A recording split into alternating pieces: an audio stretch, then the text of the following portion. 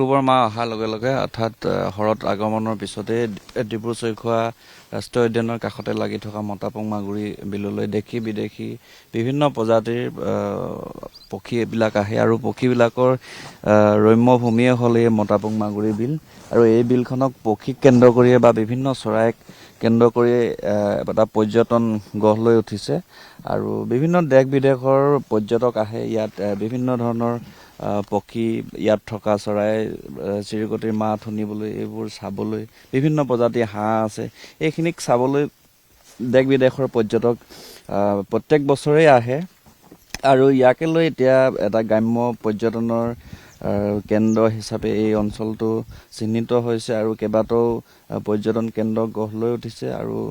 যথেষ্ট স্থানীয় নিবনুৱা যুৱক যুৱতী ইয়াত সংস্থাপিত হৈছে। তাৰ লগতে এই অঞ্চলটোক মতাপুং মাগুৰী বিলখনে যথেষ্ট প্ৰাধান্য দি বিশ্বৰ দৰবাৰত এই অঞ্চলটো চিনাকি দিবলৈ সক্ষম হৈছে। প্ৰায় এই অঞ্চলটোৰ মতাপুং অঞ্চলটোৰ প্ৰায় 2 শতাধিক পৰিয়ালে ইয়াত মাছ মাৰি জীৱিকা নিৰ্বাহ কৰি আছে আৰু তিনিচুকীয়া চহৰত যিখিনি আপুনি থলুৱা মাছ খাবলৈ পায় সেই মাছখিনি মতাপুং বিলৰ পৰাই পোৱাৰ ভাগত যায় আৰু ইয়াত তেনেকৈয়ে যিসকল থলুৱা